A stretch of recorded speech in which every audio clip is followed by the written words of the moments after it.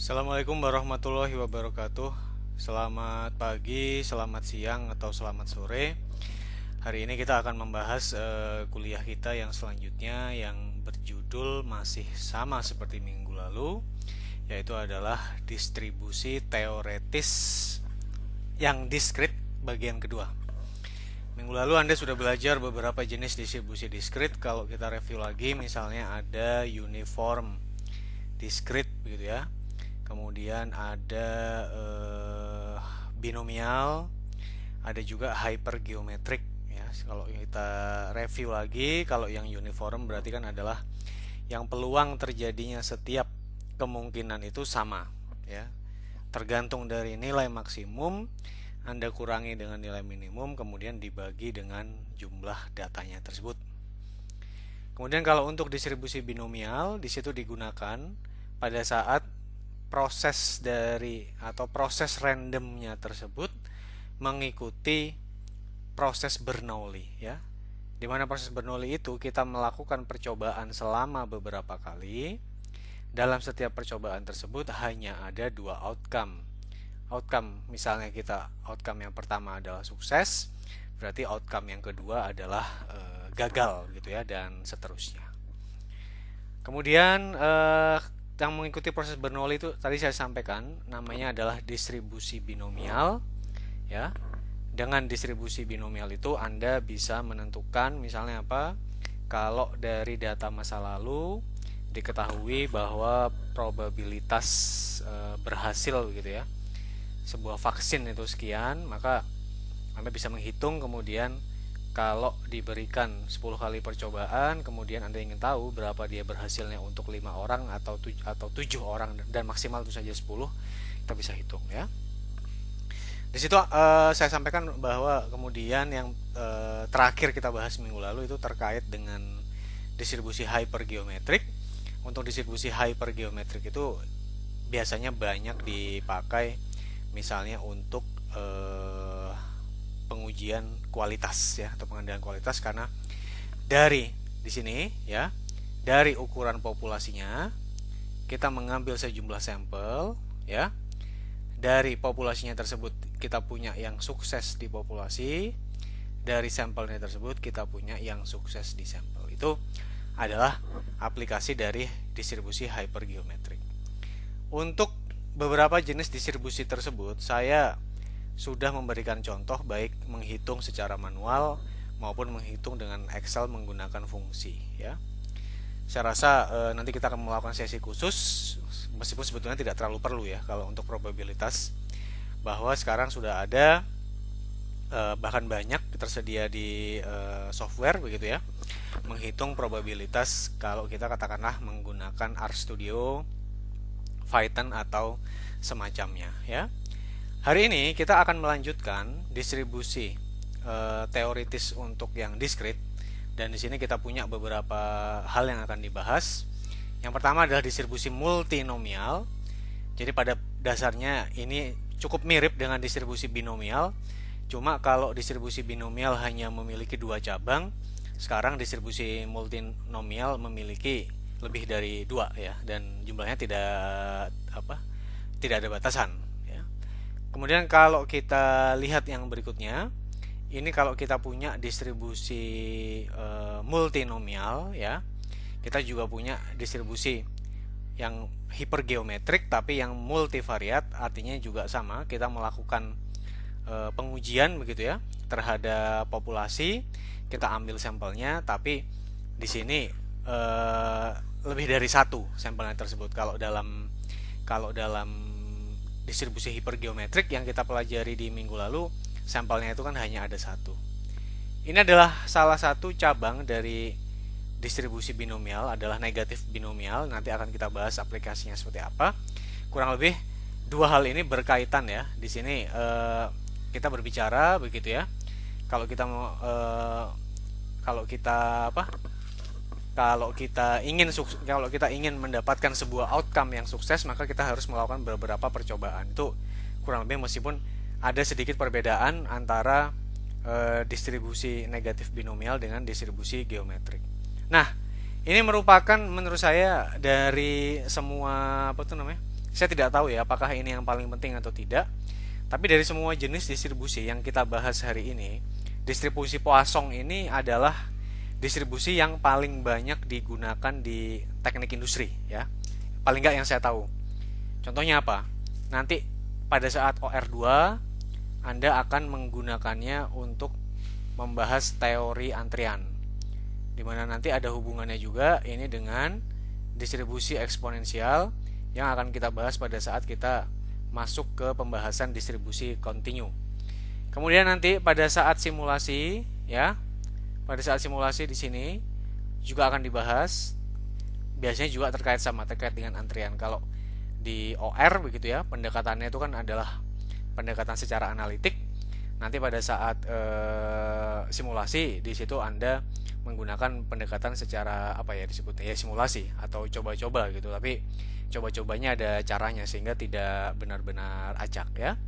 Distribusi Poisson tadi saya belum sampaikan bahwa dia berbicara masalah berapa banyak kejadian gitu ya yang datang dalam satu rentang waktu ya. Dan makanya kalau terminologinya seperti itu mungkin Anda cukup memahami mengapa tadi saya sampaikan bahwa dia akan dipakai untuk mengerjakan beberapa hal yang terkait dengan antrian. Baik, kita masuk ke bagian yang pertama, yaitu distribusi multinomial. Seperti yang saya sampaikan, ini mirip sekali dengan distribusi binomial, cuma dia memiliki beberapa cabang ya, tidak hanya sukses dan gagal, tapi ada juga beberapa hal gitu. Misalnya apa? Kalau kita melakukan sebuah percobaan ya, dan kalau dalam binomial percobaan tersebut hanya ada dua kemungkinan, yaitu sukses dan juga gagal. Nah sekarang kalau dalam distribusi multinomial, percobaannya tersebut bisa berujung kepada beberapa outcome 1, outcome 2, sampai outcome yang ke K, dimana jumlah luaran atau jumlah outcome-nya itu harus sifatnya terbatas. Artinya kalau Anda ingin ya kalau dalam matematika kan boleh-boleh saja ya, misalnya Anda tertarik begitu dengan sistem dimana outcome-nya itu tak hingga begitu. Kalau misalnya kita bicara tak hingga begitu, misalnya apa? Kalau kita berbicara adalah apa ya misalnya peluang karir begitu, peluang karir kan banyak sekali, sulit ya kita identifikasi, kita batasi jumlahnya. Tapi kalau kita berbicara sekarang, misalnya Anda berada di sebuah bandara, Anda ingin tahu kalau saya tiba di Bandara Hussein, kemudian berikutnya misalnya saya mau lanjut penerbangan, saya bakal lanjut kemana? Itu kan tidak mungkin tak terhingga, karena jumlah penerbangan yang berangkat dari Hussein itu kan terbatas ya. Kalaupun Anda bilang bahwa nilainya berubah-berubah gitu ya tiap hari karena apa tuh namanya? Penerbangan itu berfluktuasi gitu, tetap saja di sini K-nya itu finite ya atau terhingga.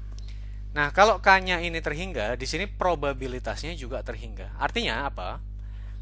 Dalam setiap percobaan, di sini E1 ya terjadi dengan probabilitas P1, di sini terjadi dengan probabilitas P2, dan di sini terjadi dengan probabilitas PK. Yang mana kalau Anda jumlahkan P1 ditambah P2 sampai dengan PK itu akan sama dengan 1 sesuai dengan hukum probabilitas dan beberapa aksioma yang sudah kita pelajari sebelumnya. Sehingga kalau saya sekarang mengambil beberapa variabel acak, variabel acaknya tentu saja dimensinya juga harus sama, ini K, ini juga K.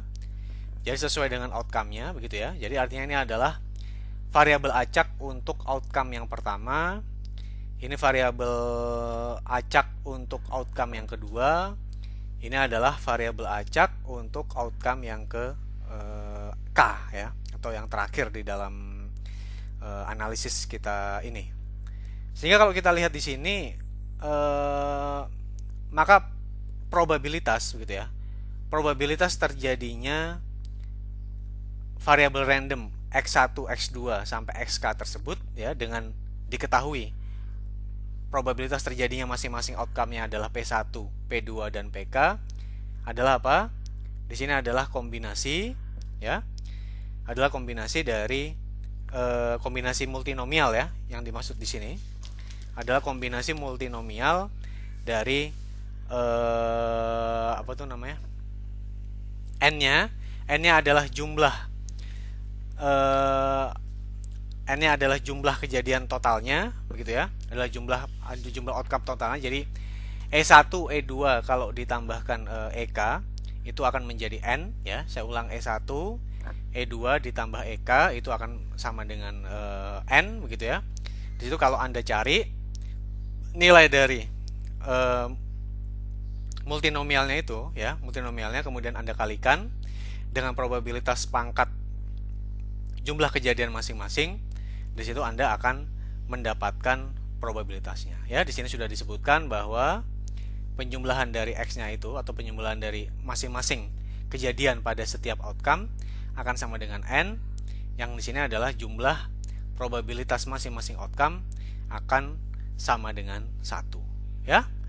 Ini tadi apa saja aplikasi dari distribusi multinomial. Tadi contohnya kalau kita berbicara masalah tujuan transportasi, begitu ya. Kalau kita berada di sebuah penerbangan. Kemudian kalau misalnya Anda berbicara masalah investasi, begitu ya. Investasi kan di sini kan kita bisa apa tuh namanya?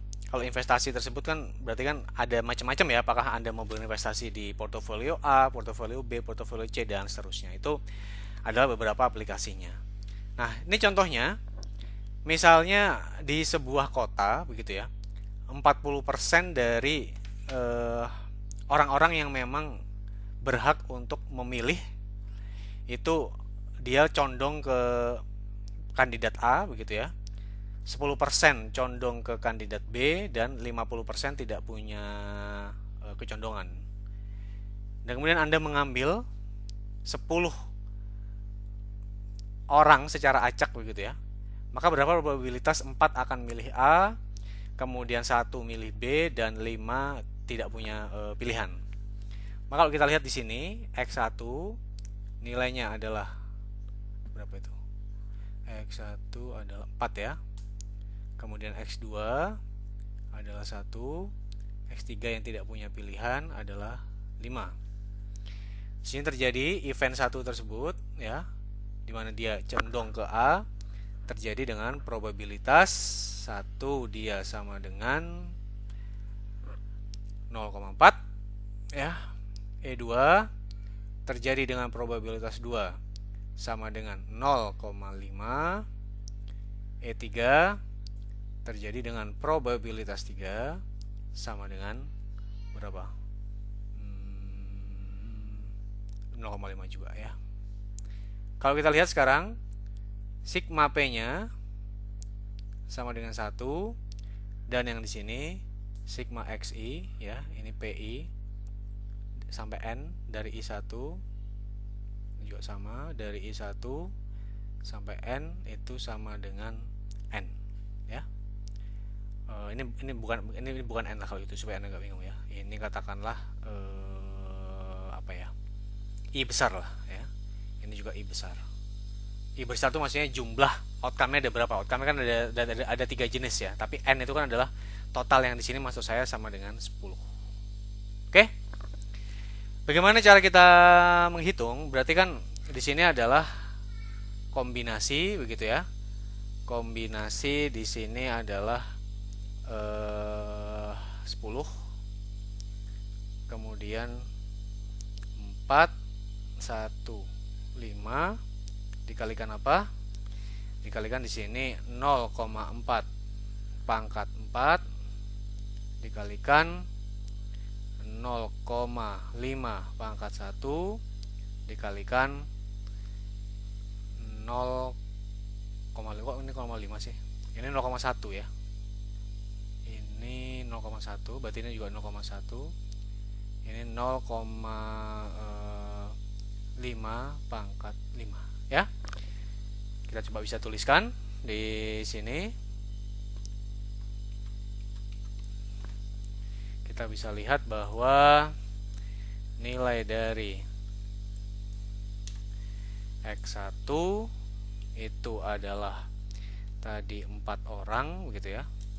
Kemudian X2 itu adalah 1 orang, X3 adalah 5 orang dengan total N-nya di sini berarti dia adalah sejumlah 10 orang gitu kan.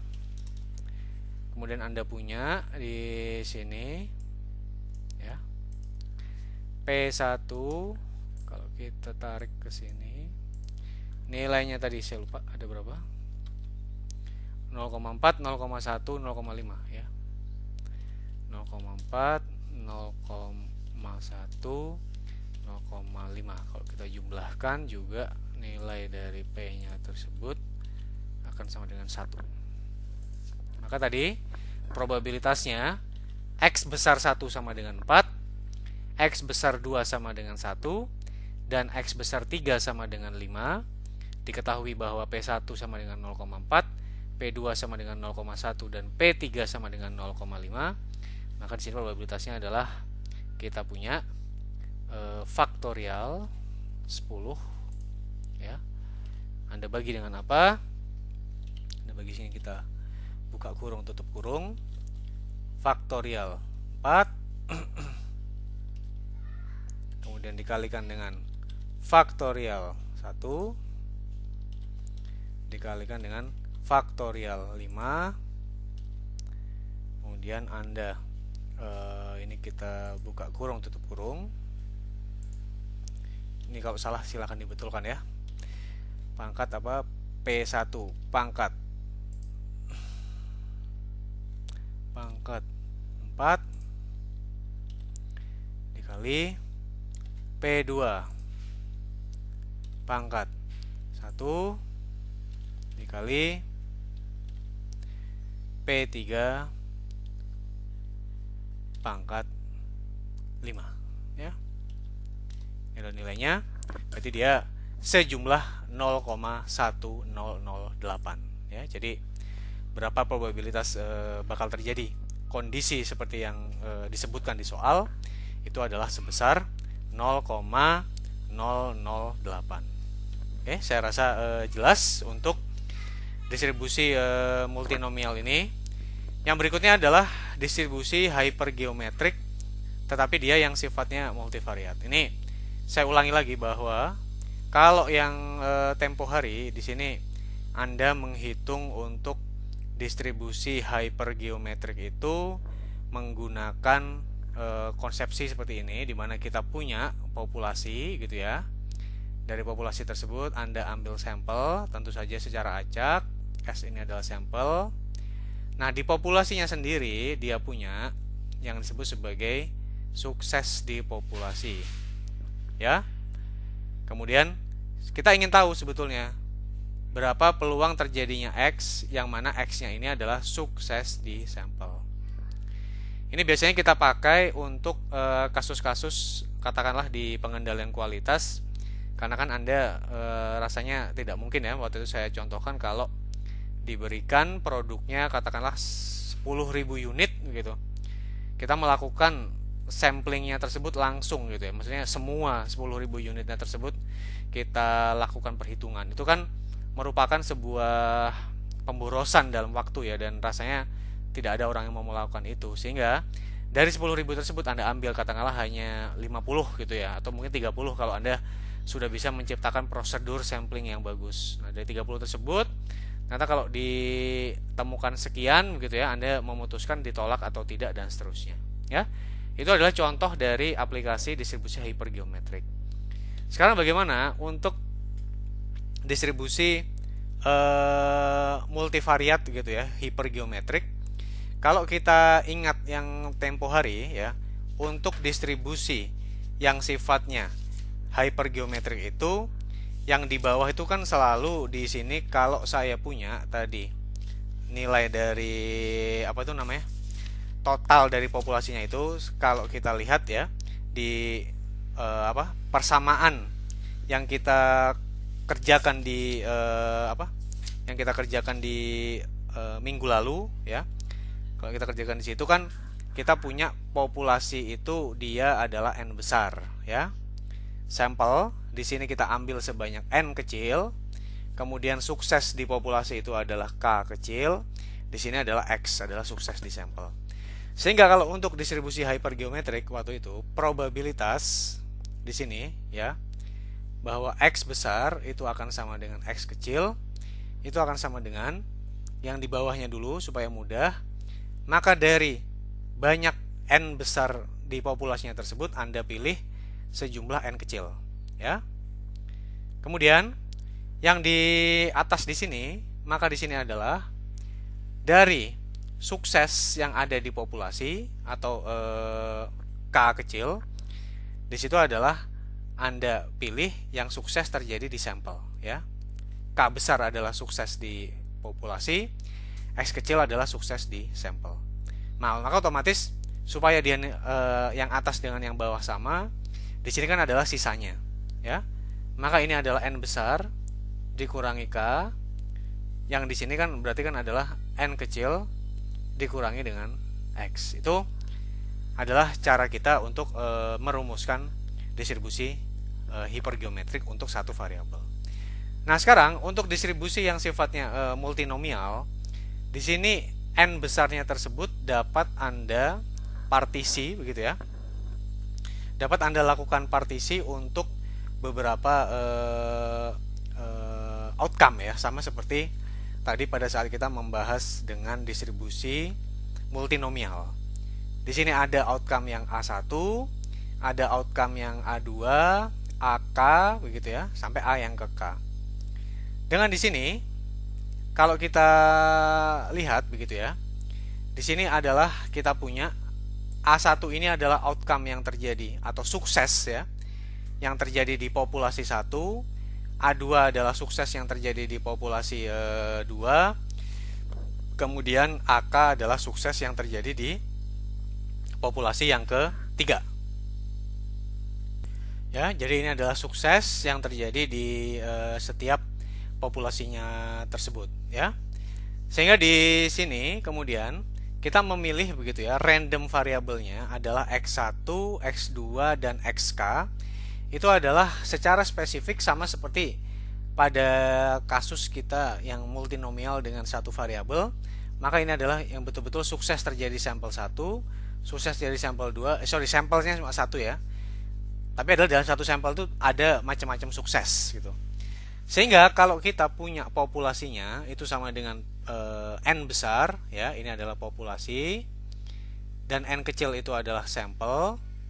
Nah, maka kurang lebih cara memahaminya adalah dalam sampel tersebut ada, katakanlah kalau kita punya sukses begitu ya, ini ada X1, kita punya X2, kita punya X3 kalau hanya kita punya 2 atau 3 outcome ya, dimana jumlah dari X-nya itu sama seperti tadi pada saat kita distribusi multinomial, jumlah dari X-nya harus sama dengan N ya.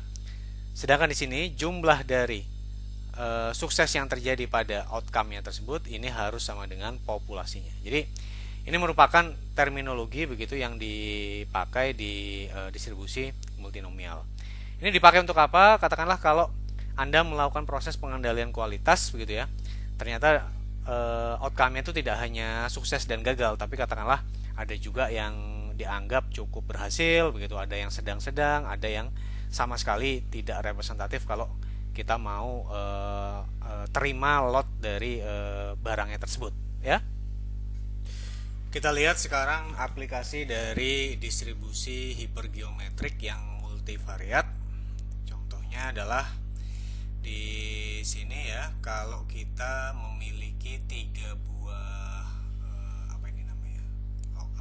tempat gitu, wadah atau apapun yang isinya ada 3 bola ada 3 bola hijau, kemudian 2 bola biru begitu ya, dan 4 bola merah. Jadi kalau Anda punya total sampelnya gitu ya, total random sampelnya tersebut, di sini kita ambil 5 begitu ya. Berarti kan kita punya n-nya ada 3 ditambah 2 ditambah 4. Itu saya tulis di atas saja supaya kita masih ada ruang. besarnya adalah 3 ditambah 2 ditambah 4, 5, berarti 9 ya. Kemudian kita ambil N kecil 5. Gitu kan? Nah, di sini maka berapa probabilitas kalau misalnya saya hitung begitu ya, atau saya tentukan bahwa yang green itu adalah X1, kemudian yang blue itu adalah X2, kemudian yang red itu adalah X4 ya. Salah. X3. Gitu. Maka berapa probabilitas 2 bola biru terambil begitu ya. Dan paling tidak 1 merah yang terpilih. Nah, ini caranya adalah kita bisa menggunakan formula yang tadi sudah diberikan di slide sebelumnya ya. Yang pertama adalah kondisinya ini kan ada batasan paling tidak begitu ya, 1 merah terambil dan semua bola birunya atau dua-duanya tersebut terambil gitu ya. Maka di sini kita punya kondisi yang pertama, maka ini adalah probabilitas begitu kan. Maka kita punya kondisi tadi 2 biru berarti X2 sama dengan 2 ya. Kemudian X3 at least 1 gitu. At least adalah 1. Di sini kita punya 1, gitu kan? Karena kondisinya demikian, maka di sini kita punya X1 sama dengan karena di sini kita mengambil sampelnya adalah 5, maka kita punya, karena di sini sudah ada 3, maka X1 pasti harus ada 2. Nah, maka dengan cara demikian Anda bisa hitung, maka probabilitasnya kemudian given tadi ya, nilai-nilainya adalah demikian begitu. Maka di sini Anda bisa menghitung dengan kombinasi A1 X1 ya. Berarti kita pilih 3 2, kemudian A2 X2 ya. Kemudian A3 di sini adalah 4 ya. Kita pilih nilainya adalah 1. Totalnya kalau Anda lihat atasnya 3 tambah 2 5 tambah 4 9, 2 tambah 2 4 5. Dibagi berapa? Dibagi ternyata di sini N besarnya adalah 9 5. Nah, itu kondisi pertama. Ya, at least si bola merahnya tersebut, ini kan tadi nilai dari X1 ya. Atau ini bukan X1, ini outcome 1, A1. Ini nilai A2, ini nilai A3, ini nilai N besar. Dan disampaikan bahwa N besarnya adalah penjumlahan dari A-nya. N kecil adalah penjumlahan dari X. Oke. Kondisi yang berikutnya adalah berarti karena yang biru itu harus terambil semuanya X2, maka X3 minimal 1 kan berarti kan boleh saja 2 gitu kan. Kalau ini 2 ya. Ini 2 berarti yang di sini akan sama dengan 1. Kalau Anda bisa menghitung, maka di sini adalah 31 ya. Ini 22, ini 42, ini 95. Ya. Yang terakhir adalah kondisinya, nggak tahu terakhir atau enggak ya. X2 biru harus terambil semua sama dengan 2. X3 minimal 1 gitu ya. Berarti kan boleh 3 gitu kan. Berarti dalam hal ini X1 tidak ada yang terambil atau 0 ya. Kan kita harus mengeksplor semuanya. Berarti di sini kita adalah 3 0. Ini adalah ini 0 ya. Ini 22. Ini 43 ya. Kita kemudian memilih 9, kita memilih 5 dari 9. Nah, kalau kemudian kita amati lagi, apakah boleh karena X3 itu minimal 1 ya? Padahal kan ada 4. Boleh nggak 4? 4 tidak boleh.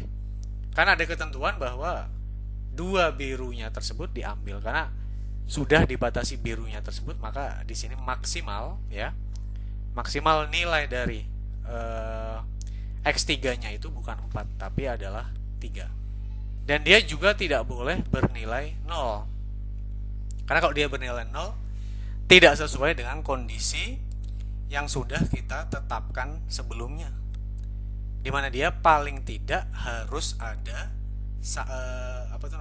harus ada satu yang terambil. Nah, sini kalau untuk yang hijau kita tidak punya ketentuan. Jadi secara formulasi menurut saya tidak terlalu sulit ya untuk distribusi baik yang multinomial maupun yang multivariat hipergeometrik. Tetapi yang harus Anda perhatikan betul-betul adalah di sini bagaimana kemudian cara kita untuk melakukan semua eksplorasi dari ruang sampel dan kejadiannya. Itu mirip sekali dengan apa yang sudah kita pelajari di sesi-sesi sebelumnya, yaitu kalau Anda berbicara masalah the basic principle of counting ya. Jadi itu tidak boleh dilupakan. Nah, sekarang kita punya beberapa latihan Anda bisa mengerjakan. Jadi yang ini ya, sebuah kartu diambil secara acak dari sebuah deck. Deck itu adalah ya tumpukan kartu ya. Dan kemudian dikembalikan lagi. Nah, ini Anda harus cek, lihat apakah ini merupakan proses yang independen atau tidak. Diulang begitu ya. Bagaimana kemudian bisa mengambil satu spade begitu, satu hati, satu wajik gitu ya, dan dua clubs ini apa ya? Ya kebayang lah yang satu lagi itu. Kemudian kalau yang di sini Anda punya kelereng, kelerengnya itu ada yang berwarna hitam, ada yang berwarna putih, ada yang berwarna merah. Kalau dari sekian kelereng tersebut, ya, sekian kelereng tersebut diambil, maka berapa probabilitas ya persis dua dari setiap warna tersebut akan terpilih ya, karena bisa menghitungnya. Itu mirip sekali dengan contoh yang tadi sudah kita kerjakan. Yang di sini juga misalnya asumsikan ya bahwa setiap orang begitu apa maksudnya transgression ini apa? Berubah jadi transgender, nggak tahu saya, mungkin itu ya. Bahwa ini dia percaya sebuah cerita begitu ya. Tale itu masih mitos berarti kan. Sebuah cerita bahwa seorang aktris yang terkenal itu sudah menjadi seorang transgression atau ini penurunan, nggak tahu saya terus terang ya kalau itunya, kalau apa konteksnya secara pasti, tapi dia percayanya itu sebesar 0,8 ya.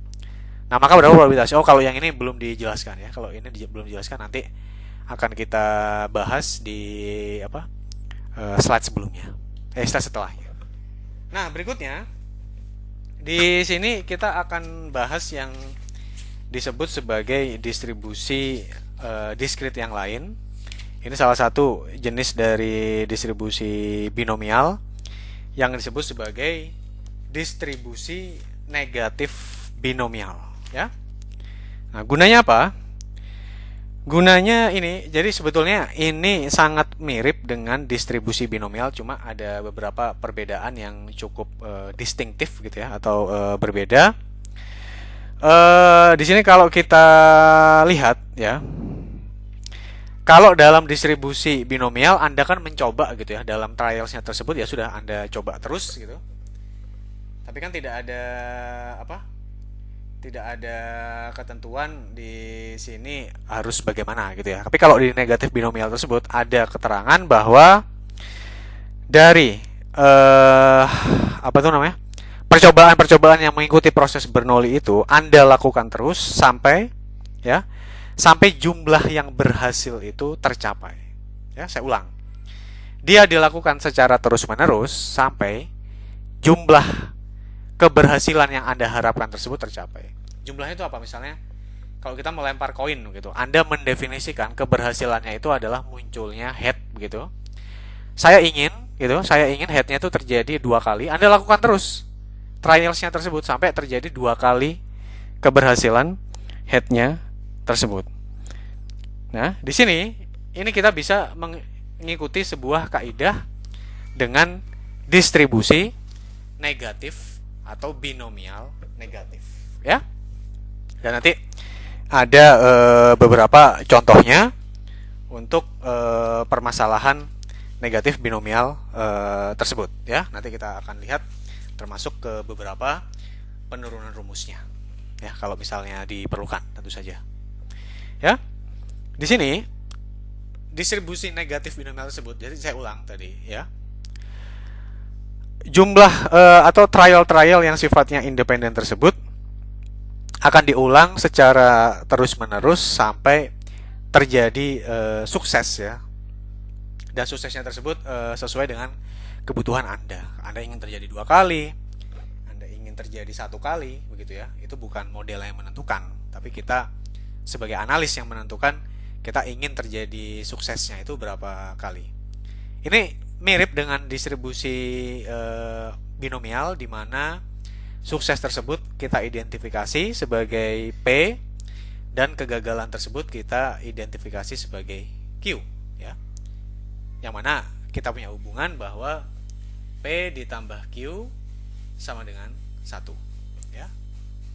Nah, maka tadi cara menghitung ya. Cara menghitung di sini kalau kita ingin terjadi suksesnya itu adalah K. Ini adalah sukses, adalah K, gitu ya. Dengan melakukan beberapa kali trial ya, atau beberapa kali percobaan, gitu. Di sini kalau Anda hitung, di sini misalnya trial itu adalah X ya, dan P adalah probabilitas dia sukses, dan Q adalah probabilitas dia gagal.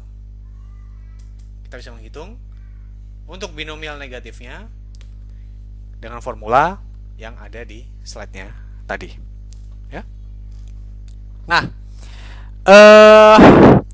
di sini kita menganalisis begitu ya, bagaimana kalau kita di sini ya, berarti kan sama seperti pada saat kita membahas untuk distribusi binomial gitu ya. Maka kalau saya menjumlahkan dari kita punya ya, di sini misalnya tadi Anda memakai begitu ya. Anda memakai di sini katakanlah saya punya N sama dengan R gitu. Supaya berbeda variabelnya sampai tak hingga ya. Boleh juga sampai terhingga, tentu saja tergantung kebutuhan kita. Berapa probabilitas X besar terjadi sama dengan N-nya itu? Di sini kita bisa hitung. Nilainya adalah sigma dari NR sampai sigma tersebut. Ini adalah N-1 jumlah trials ya. R itu adalah jumlah sukses, N jumlah trial, R jumlah sukses yang diharapkan. Probabilitas sukses ya. Di sini adalah 1 min P, dia tentu saja dikurangkan, ini harus sama dengan 1 ya.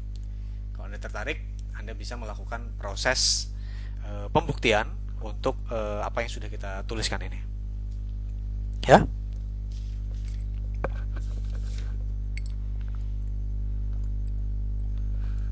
Oke, itu sebetulnya cukup straightforward kalau misalnya Anda mau pakai cara yang gampang gitu ya. Kalau Anda mau pakai cara yang gampang itu bisa dihitung misalnya menggunakan Excel gitu ya. Maksudnya coba aja sampai N-nya agak besar ya. Nah, sekarang coba kita kerjakan latihan soalnya. Di sini disebutkan bahwa ada seseorang yang melemparkan koin, di mana koinnya ini adalah koin yang seimbang dengan sisi head dan juga sisi tail ya. Dia melemparkan sebuah koin, ada sisi head, ada sisi tail, dan dia ingin muncul head. Berarti sekarang kita mendefinisikan sukses sebagai kemunculan head pada saat kita melemparkan koin, gitu kan? Kalau secara logika. Nah, dari sini kemudian ya, bagaimana kita mencari probabilitas terjadi sukses yang ketiga, atau suksesnya itu ada 3 kali gitu ya, setelah melalui 7 kali percobaan ya. Jadi saya ulang, kita definisikan sukses pada saat dia mendapatkan head begitu ya, dan suksesnya tersebut dilakukan setelah 7 kali percobaan. Jadi itu merupakan sebuah terminologi yang penting gitu ya. Sehingga di sini kita definisikan trialsnya tadi adalah 7. Kemudian suksesnya itu adalah 3 kali. Kemudian yang di sini dia probabilitas dia berhasil begitu ya. Tentu saja karena ini dia merupakan koin yang seimbang seperti yang saya sampaikan tadi, maka sebesar 0,5.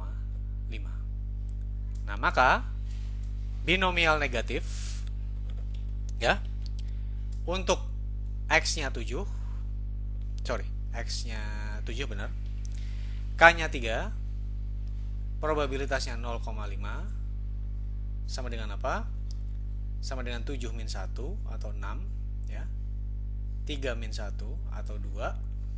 Kita punya di sini P pangkat K 0,5 pangkat 3, Q yang mana dia? Kalau P-nya 0,5, berarti kita punya Q 0,5 juga.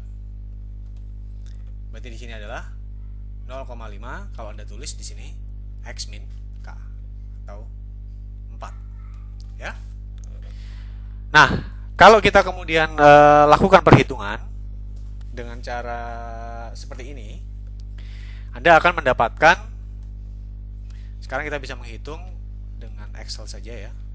Saya terus terang kalau dengan binomial negatif saya mencoba menghitung dengan, di sini ada sebetulnya binom negatif binom gitu ya. Tapi entah kenapa hasilnya tidak sama. Itu saya belum bisa menyelesaikan itu. Kalau kita lihat di sini berarti dia adalah kombinasi 6 2 dikalikan 0,5 pangkat berapa tadi? 3 ya. Dikalikan 0,5 pangkat 4. Kombinasi ini bukan ini. Ya. Nilainya adalah 0,11719. Ya, di sini kalau kita gunakan perhitungan dengan Microsoft Excel. Oke. Ini untuk distribusi negatif binomial. Ya. Kemudian kita punya juga yang lain. Di sini kita sebut kalau tadi kan negatif binomial tersebut dipakai untuk apa? Dipakai untuk kalau Anda ingin terjadi sekian sukses gitu ya, setelah melakukan berapa percobaan ya. Jadi sudah jelas ya, terjadi sekian sukses setelah Anda melakukan beberapa kali percobaan. Nah, bagaimana dengan distribusi geometrik? Ini agak berbeda. Di sini kalau misalnya Anda melakukan percobaan yang setiap percobaan itu independen dan Anda ulang terus menerus ya, dimana dalam satu trialsnya tersebut dia punya probabilitas berhasil P dan probabilitas gagal Q sama dengan 1 min P ya. Nah, kita bisa mencari kemudian berapa probabilitas terjadi berhasil yang pertama kali itu ya setelah trials yang keberapa. Jadi kalau tadi di negatif binomial kan bisa lebih satu kemungkinannya si apa tuh namanya keberhasilannya tersebut. Nah, tapi kalau khusus distribusi geometrik ini, maka dia keberhasilannya yang pertama itu jika terjadi di trial yang keberapa, maka kita bisa hitung probabilitasnya ya. Jadi katakanlah misalnya Anda mencoba SIM gitu ya, Anda maksudnya ini ujian praktiknya, Anda ingin tahu gitu, kalau saya ujian praktik SIM, maka probabilitas saya baru berhasil setelah melakukan sekian trial itu, atau katakanlah setelah saya melakukan 3 kali trial, berapa probabilitas saya berhasil pada kesempatan pertama, berapa, dan seterusnya ya. Itu kira-kira kalau kita berbicara distribusi yang sifatnya geometrik. Ini contohnya, dan di sini kalau kita lihat begitu ya, ini ada beberapa hal. Jadi kalau ada beberapa percobaan tadi yang independen, di mana tadi suksesnya juga sama, bisa kita definisikan suksesnya tersebut sebagai P, dan di sini gagalnya tersebut adalah tentu saja Q sama dengan 1 min P, karena jumlah sukses ditambahkan jumlah gagal harus sama dengan 1. Nah, maka Anda bisa menentukan berapa distribusi probabilitas dari variabel random X-nya tersebut, ya. Ini adalah berapa banyak trial yang diperlukan sampai terjadinya sukses yang pertama.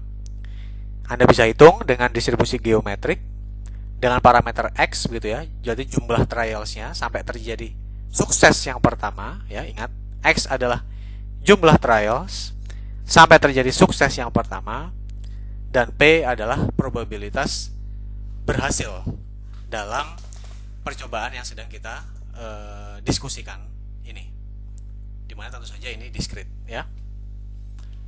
Nah, untuk distribusi hipergeometrik di sini kita punya min dan variansinya. Minnya tersebut sama dengan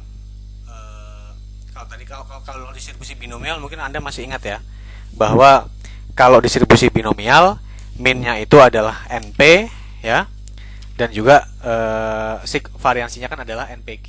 Jadi kalau untuk binomial, ini maksudnya itu hal yang apple to apple gitu, maksudnya sama-sama mencari min dan variansi. Kalau untuk binomial adalah NP, kemudian kalau sigma kuadratnya dia kan adalah NPQ, ya. Kalau untuk distribusi yang geometrik, bukan hipergeometrik ya. Kalau saya bilang hipergeometrik berarti saya sedang salah dan tidak fokus. Distribusi geometrik maksudnya. Untuk distribusi geometrik, minnya adalah 1 per P, kemudian variansinya adalah, yang bisa Anda lihat di situ adalah 1 min P per P kuadrat. Nah, ada juga beberapa hal yang lain yang bisa kita bahas di sini kalau yang terkait dengan distribusi geometrik begitu ya.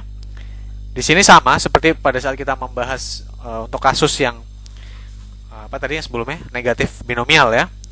Kita harus bisa membuktikan bahwa kalau kita punya dari n-nya 1 sampai tak hingga, di mana probabilitas ini X besar sama dengan N, dia sama dengan P kecil adalah probabilitas dia berhasil, sigma di sini adalah N sama dengan 1, ini adalah sigma, ini adalah 1 min P atau gagal ya berarti, atau Q sama saja, N min 1.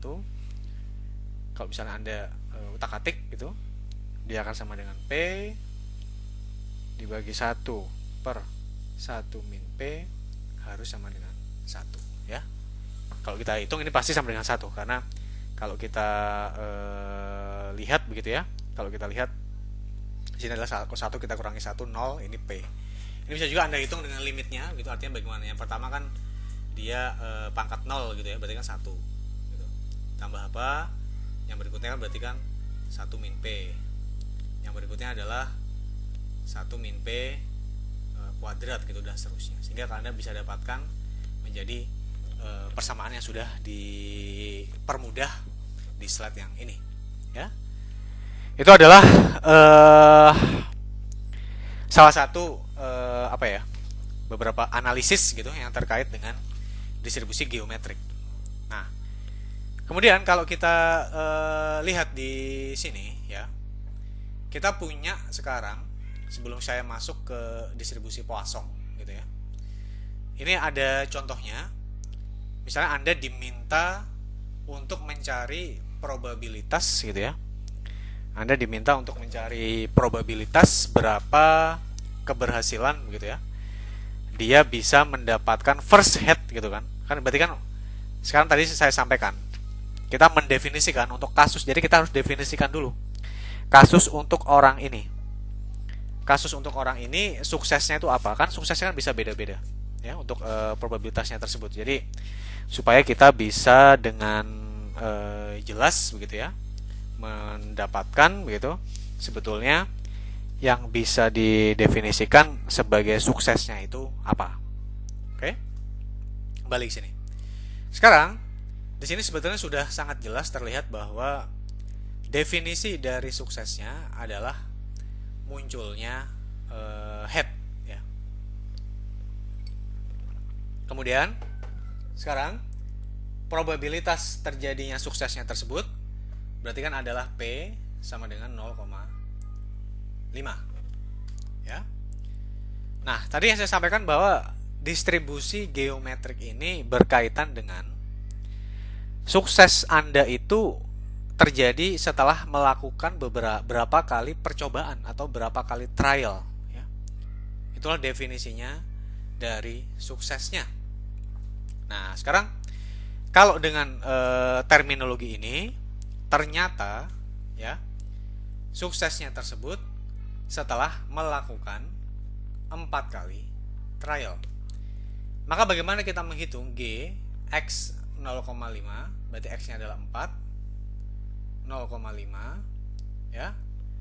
Berarti caranya adalah di sini tadi P 0,5 dikalikan dengan Q 0,5 juga.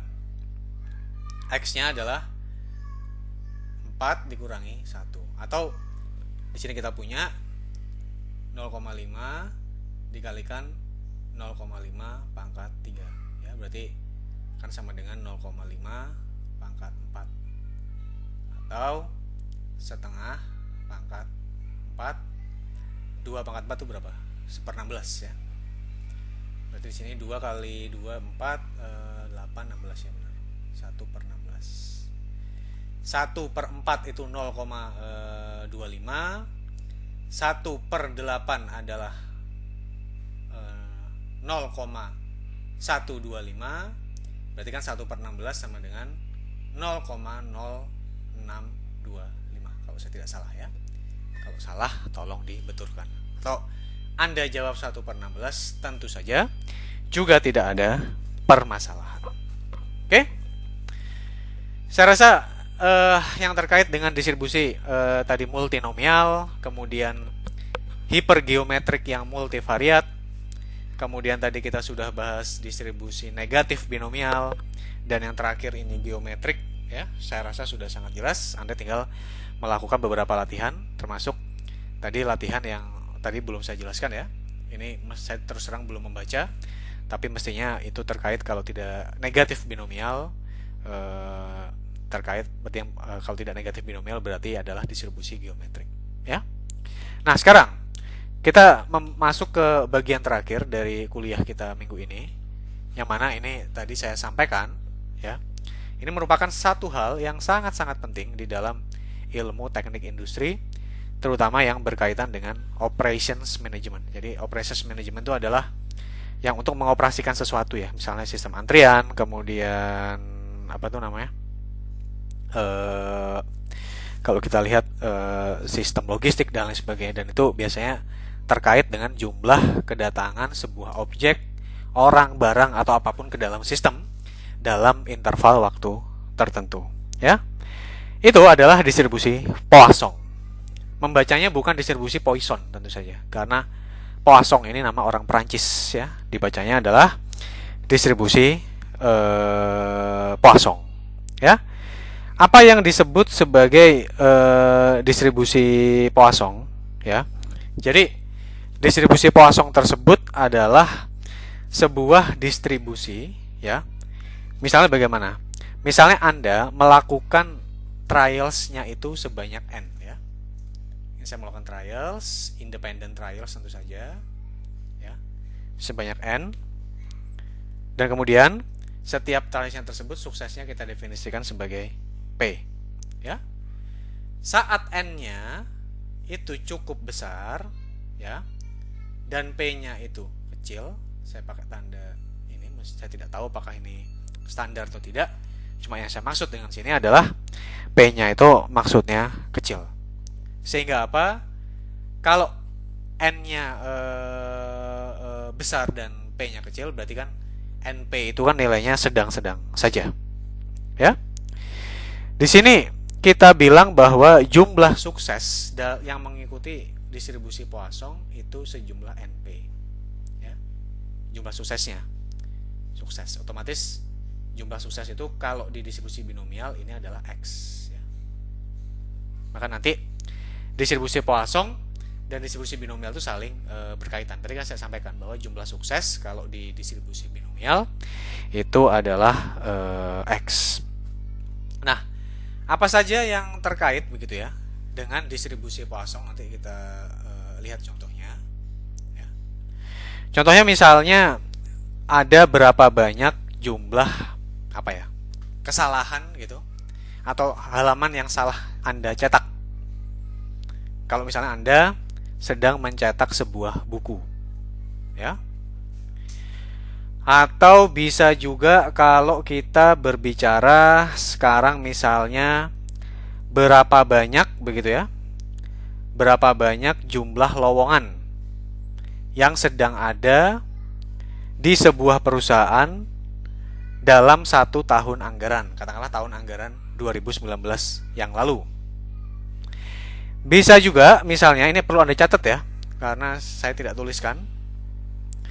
Bisa juga misalnya jumlah telepon yang salah dipencet oleh sebuah kantor dalam 1 hari. Yang berikutnya juga, misalnya jumlah bungkus kerupuk yang dapat dijual oleh toko kelontong dalam 1 hari.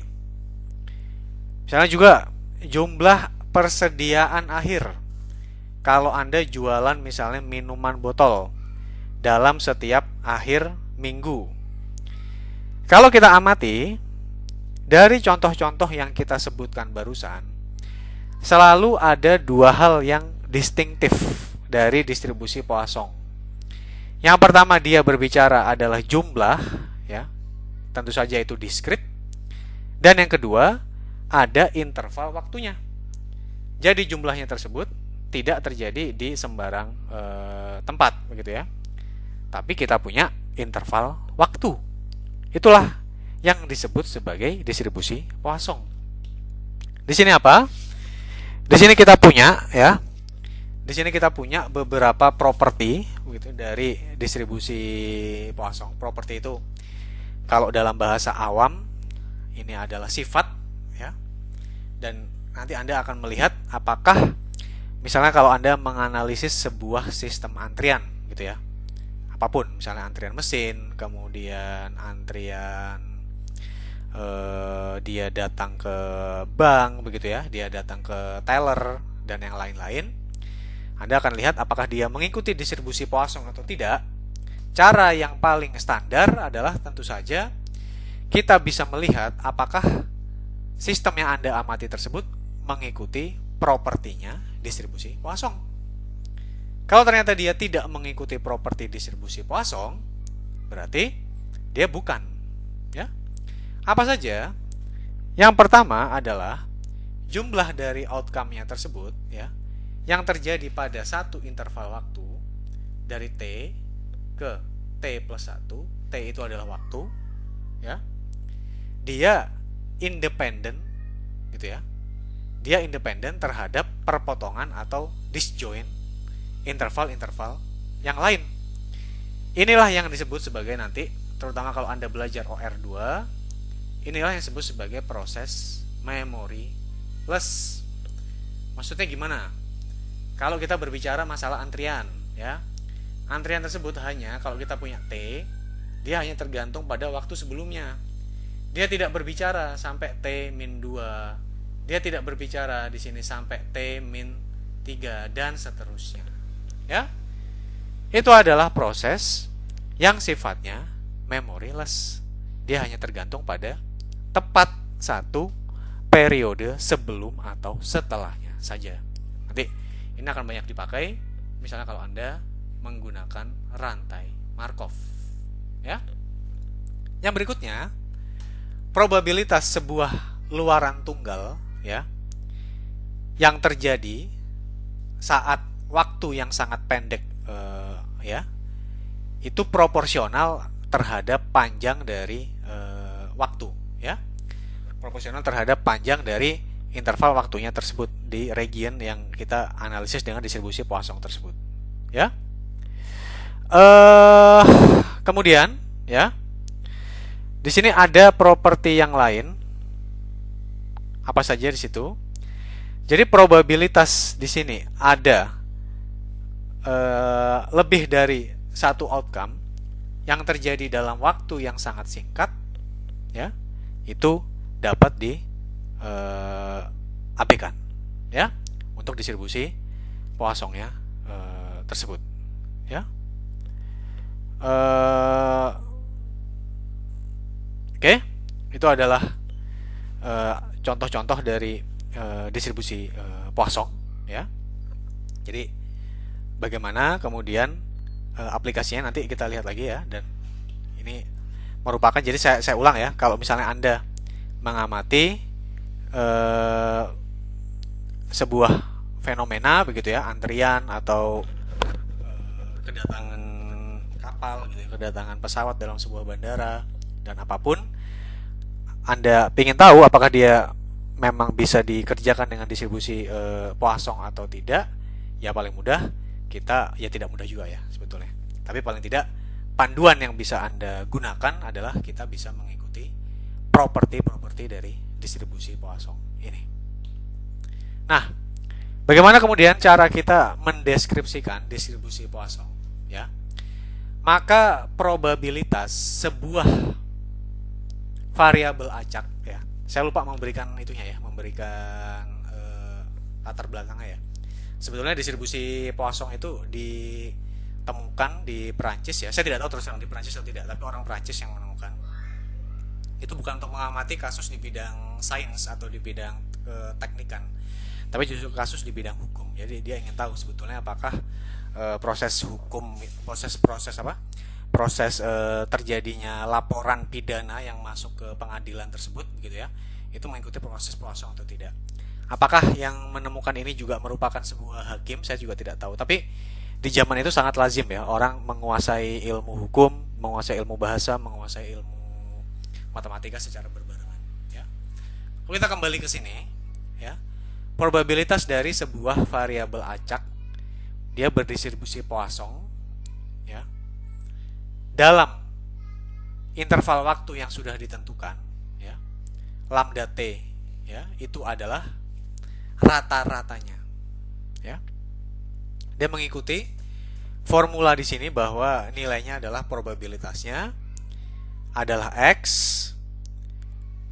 probabilitas variabel random tersebut terjadi sebanyak X begitu ya, dengan lambda t ini adalah rataan ya, maka dia akan sama dengan bilangan eksponensial pangkat minus rataannya tersebut, rataan dikalikan dengan tepatnya berapa kali variabel randomnya tersebut terjadi, kita bagi dengan faktorial dari variabel randomnya. Tentu saja ini diskrit ya.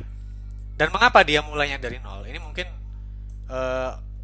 Anda tidak terlalu peduli gitu sekarang mengapa mulai dari 0. Tapi nanti kalau ujian, kalau nggak saya jelasin salah.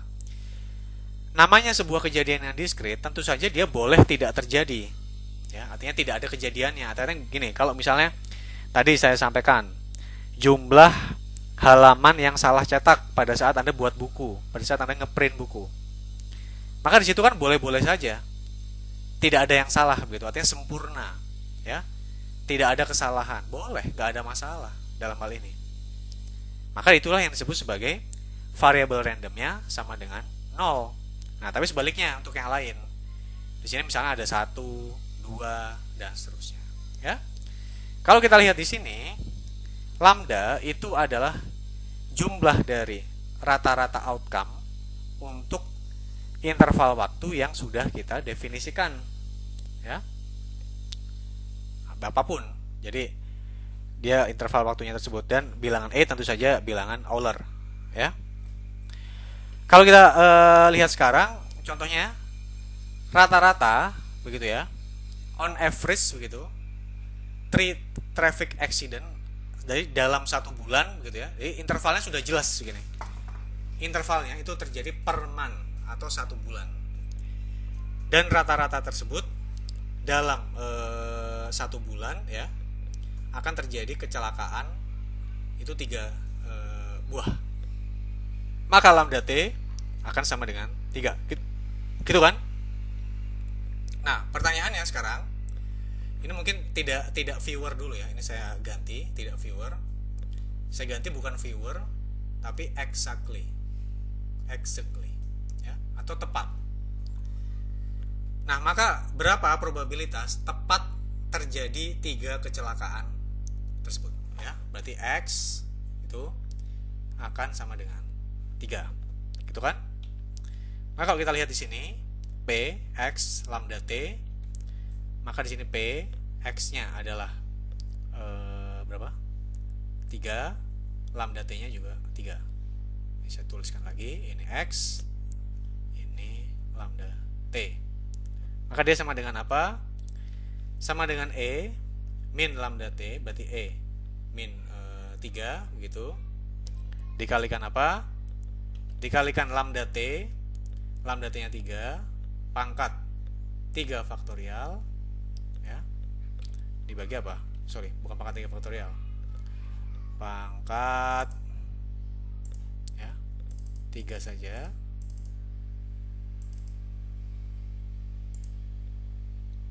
Ya. Di sini kita bagi dengan X faktorial. Oke? Kita coba kerjakan dengan Excel dengan cara manual dulu. Kita punya sekarang di sini ya. Kita punya X atau kejadiannya atau lambda T dulu. Saya kasih di sini insert,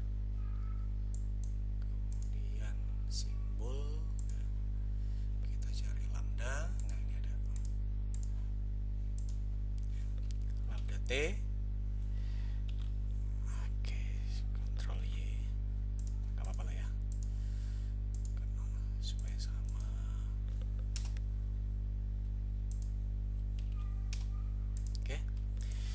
Lambda T kita sama dengan 3, X nya sama dengan 3, X sama dengan 3. Di sini kalau Anda lihat formulanya E min lambda T gitu kan, maka sama dengan bilangan eksponensial ya, kalau salah nanti kita ulang ya. Min lambda T kita kalikan dengan lambda T pangkat X gitu kan, lambda T pangkat X gitu. Pangkat X kita bagi dengan faktorial dari X, maka temunya adalah 0,222 ya. Coba kalau kita hitung dengan formula di distribusi Poisson gitu ya. Di sini Anda bisa hitung misalnya Poisson distribution gitu ya. X nya berapa? 3, min nya adalah 3. Apakah dia kumulatif?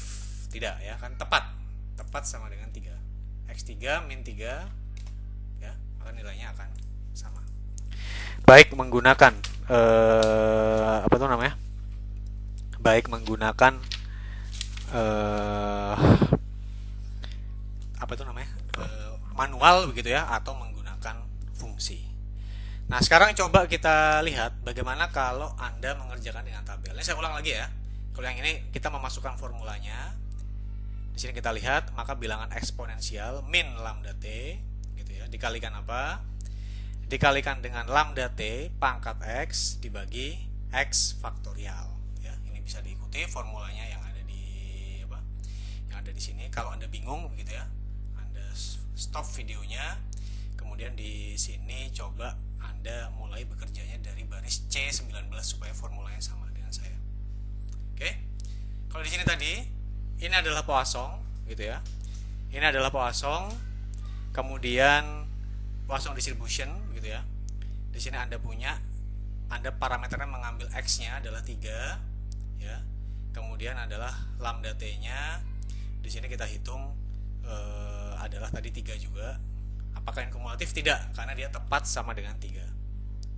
Bagaimana kalau misalnya saya ganti, berapa probabilitas tepat sama dengan 2 terjadi? Ya, adalah 0,22 juga sama dengan 1. Sebentar, kok nggak berubah dia? Kalau 1 dia 0,149 atau tidak ada yang terjadi. Oh, ternyata kecil. 4 yang terjadi. Dan seterusnya. 10 atau 100 kecil sekali pasti ya. 10 saja pasti sudah kecil sekali. Kalau 4 aja sudah turun ya. 3 tadi bisa kita lihat. Nah, ini bisa juga dihitung menggunakan tabel yang ada di buku Walpole. Contohnya kalau misalnya kita cari sekarang tabelnya tersebut,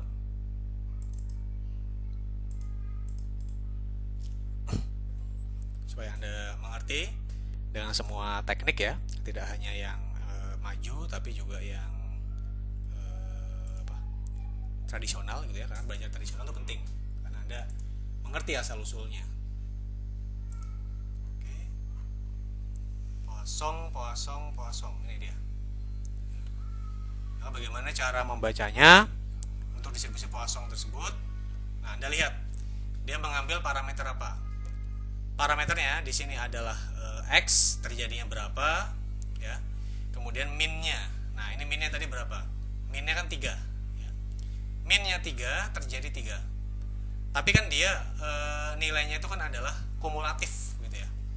Sehingga kalau misalnya Anda tepat mencari yang sama dengan 2, maka tentu saja yang di sini adalah 0,6472 Anda kurangkan dengan 0,4232, sama seperti pada saat kita mengerjakan distribusi binomial. Maka ini 0,6472 kita kurangkan kalau dengan itu.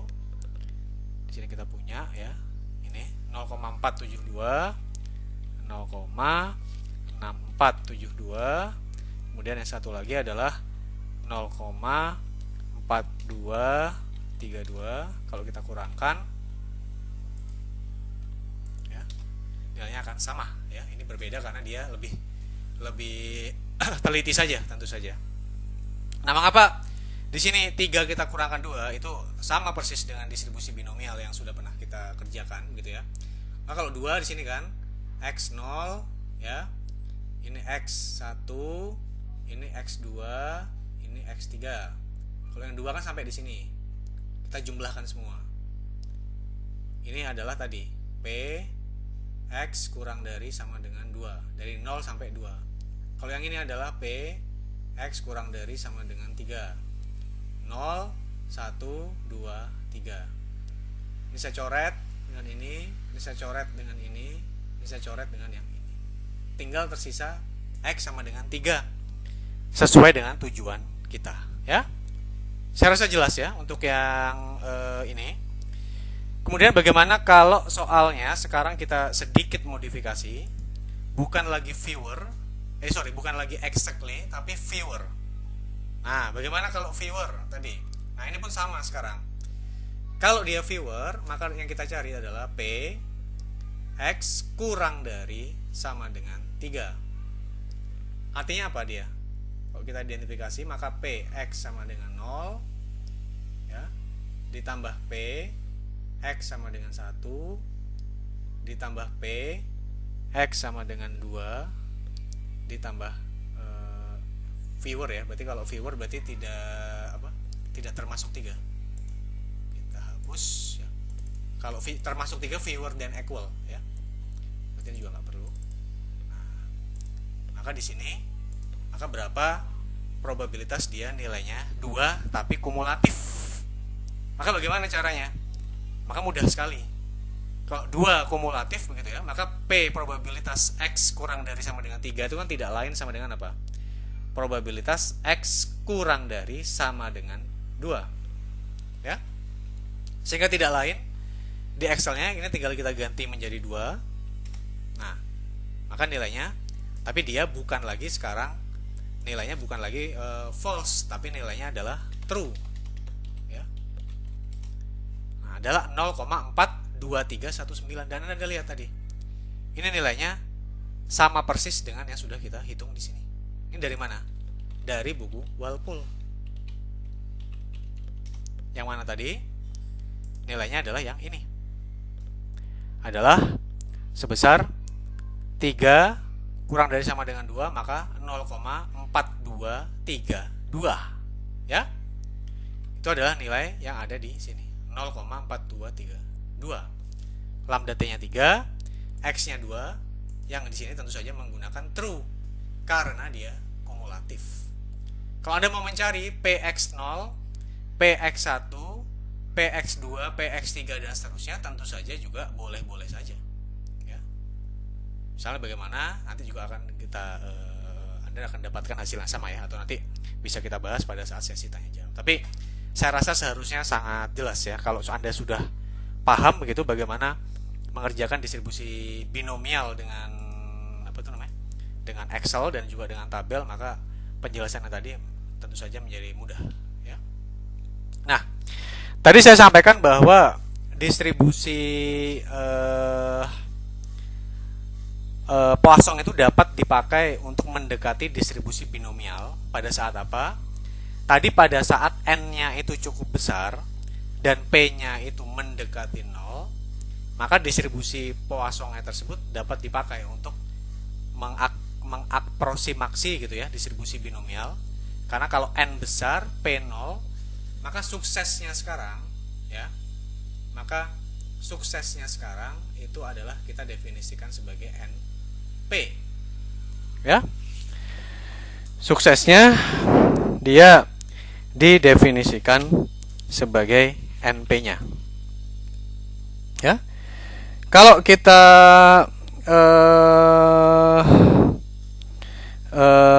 lihat ya, berarti sekarang bagaimana cara kita melakukan atau bukan maksudnya min-nya ya.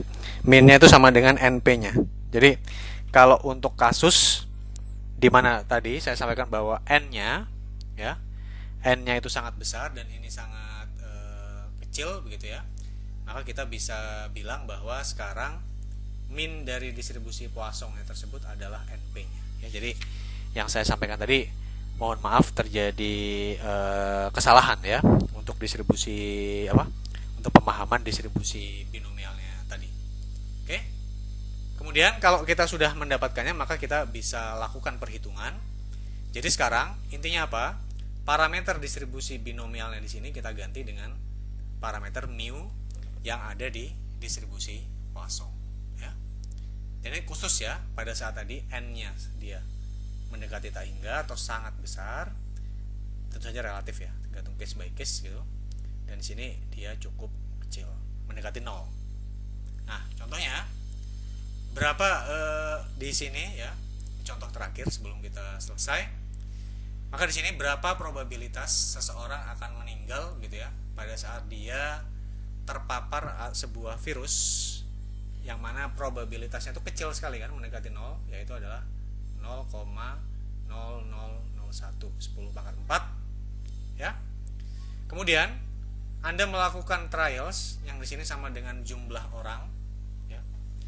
Jumlah orangnya tersebut yang terinfeksi atau yang bisa menularkan virusnya itu ada 4.000 orang ya. Dari 4.000 orang tersebut Anda kemudian diminta untuk mencari probabilitas begitu ya.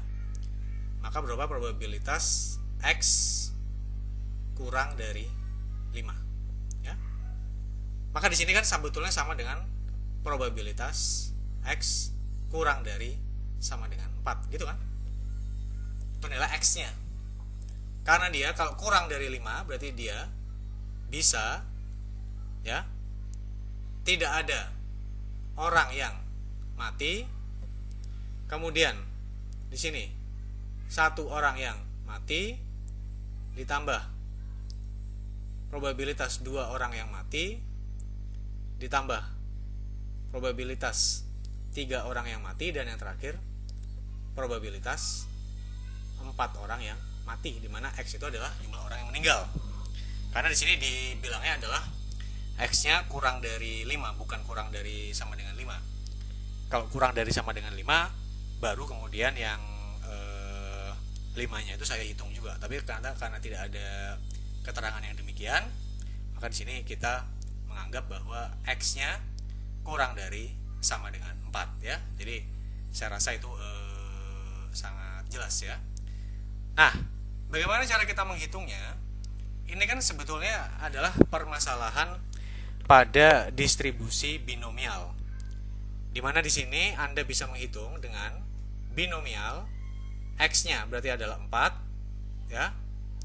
Kemudian di sini adalah kita punya N-nya sebanyak 4000 percobaan. Di sini kita punya probabilitasnya adalah 0,5. Tapi tentu saja tidak cukup seperti itu. Anda harus jumlahkan kan, dari X sama dengan 0 sampai dia X-nya itu sama dengan 4 ya. Maka tadi 0, 1, 2, 3, 4. Nah ini kemudian dapat diaproksimasi karena nilai N-nya sangat besar dan nilai P-nya mendekati 0. Sehingga kita punya mu-nya sekarang sama dengan N dikalikan dengan P. Berarti dia adalah berapa tadi? 4000 ya. Kita kalikan dengan 10 pangkat 4 atau sama dengan 0,4. Ini bisa didekati dengan distribusi Poisson, yaitu apa? Sama sigma X sama dengan 0 sampai 4 dengan distribusi Poisson. Kita mencari tahu X-nya tadi, ini supaya konsisten. Yang di atas juga saya ganti X.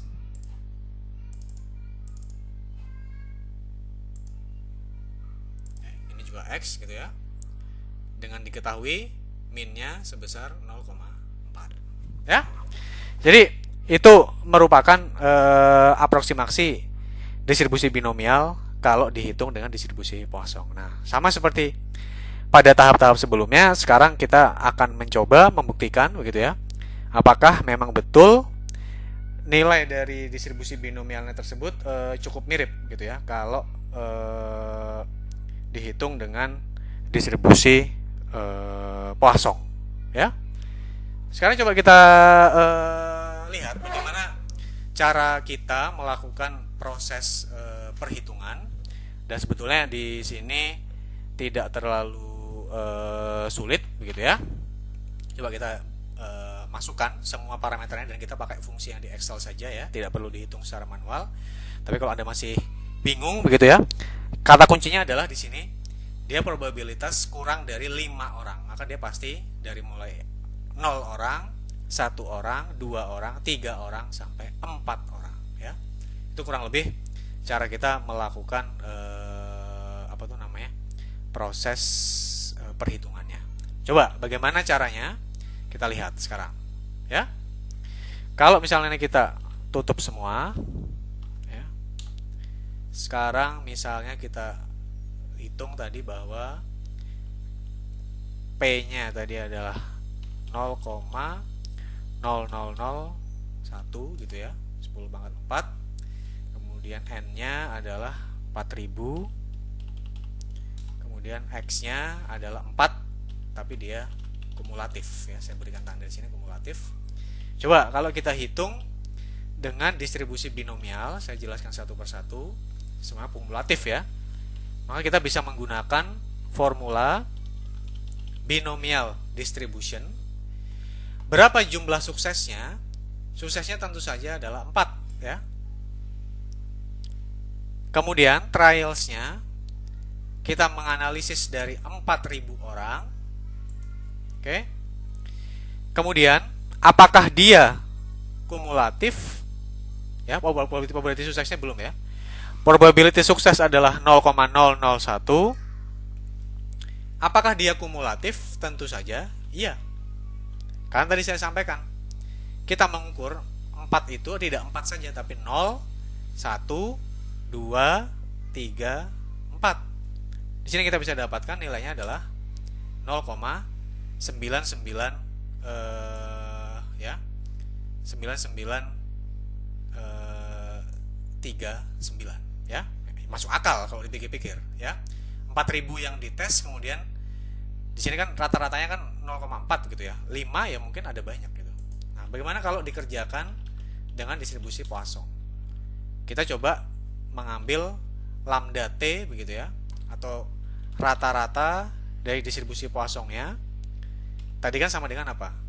Sama dengan N dikalikan dengan P. Ya.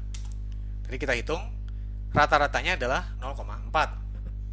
X-nya sama.